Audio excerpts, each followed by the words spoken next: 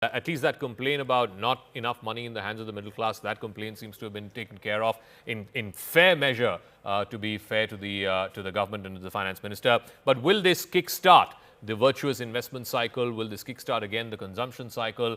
Earlier in the day, I spoke to Union Commerce and Industry Minister Mr. Piyush Goyal about exactly this. How do we go from a 6.4, 6.5% growth economy back to an 8% growth economy? Let's listen in to excerpts from that conversation. Thank you very much, Piyush ji, for speaking with us. That seems to be the headline, whether it's for the middle class, for the television channels, and I'm sure for the newspapers tomorrow morning. The basic slab being increased from 7 lakhs by a massive 5 lakhs up to 12. Why do you believe this will have a multiplier effect, put more money in the hands of the middle class, and thereby spur consumption, which was rather tepid in the last few months? Thank you, Zaka. Lovely talking to you. I am extremely delighted that the Honorable Prime Minister, the Honorable Finance Minister have taken this very bold initiative to make the income tax of almost all the middle class totally tax-free. With 12 lakhs or 12.75 lakhs for salary earners, you will find that most of the middle class people will get pretty much relieved of their tax burden. It's a very big relief, and I compliment the Prime Minister for this bold decision, which will not only add to the disposable income of the middle class, which will not only give them the ability to meet their aspirations, take the good things of life which they've been wanting to purchase or which they've been wanting to own, but will also give a great fillip to the national economy. Now imagine with 1 lakh crore rupees extra as disposable income, and a lot of people also will be able to leverage that through EMIs and other schemes. You will be finding a great consumption-led growth impetus to the economy, coupled with the investment that continues to labor on consumption-led growth, and the thrust on manufacturing and exports that you will find in different parts of the budget, whether it's for toys, leather and footwear manufactured goods, whether it's an effort to promote ease of doing business both at the center and states, whether it's the effort to promote tourism. It's a very multi-dimensional, holistic view of the economy which the Prime Minister has taken, and I'm sure this will have a tremendous impact on job creation. It will have a tremendous boost to the national economy. Piyush, I want you to speak to the concerns around exports and international trade. Survey yesterday saying that the outlook is cloudy, but today the announcements that have been made specifically in leather, in footwear, in toys, etc. How do you think it would mitigate some of the concerns that were highlighted in the survey yesterday? Well, I'm reminded of that famous dialogue of Atalji's, "Andhera hatega, badal chhatenge, suraj ugega aur kamal khilega." But I was only referring to the badal chhatenge. These kind of clouds have come before our government very often.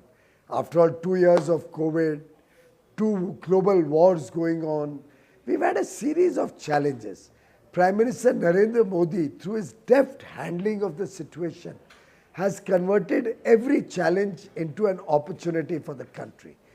And I can assure you, given his wonderful relations with world leaders across continents, given his popularity both in India and internationally, given the fact that world leaders today trust Prime Minister Narendra Modi and India to deliver,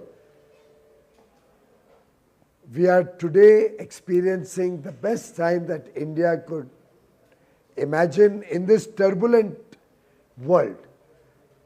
Despite all the difficulties, India continues to be the fastest growing economy in the world. This budget continues on the path of fiscal prudence. You have seen our fiscal deficit, instead of 4.9 closing at 4.8 this year. Next year was expected to be 4.5, 4.6.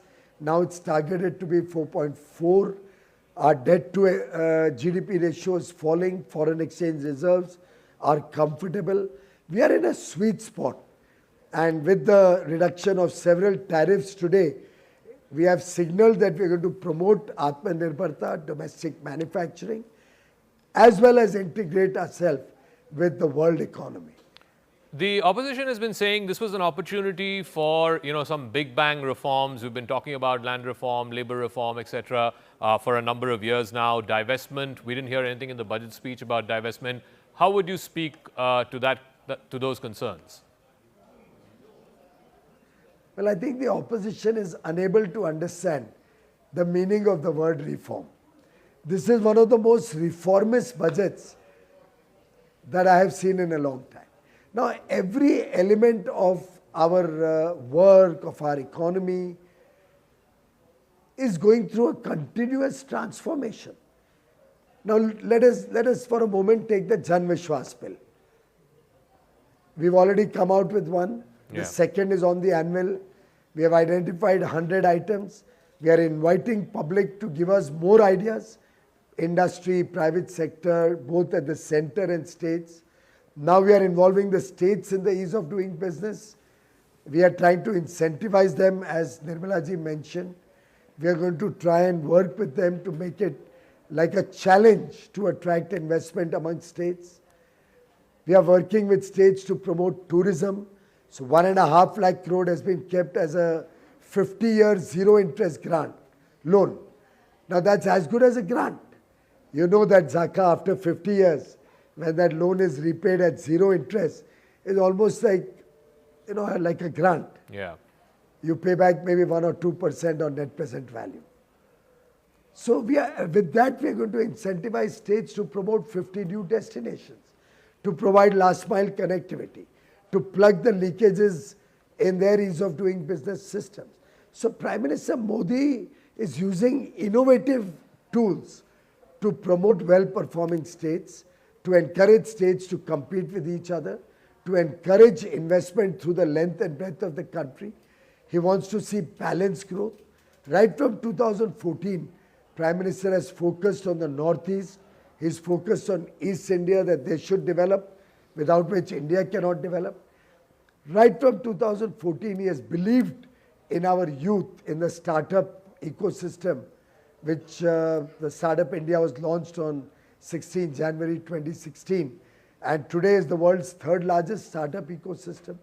We are going to have another 10,000 crores in Fund of Fund number 2. We're going to promote deep tech startups. We're going to promote health startups. It's a multi-dimensional reform initiative.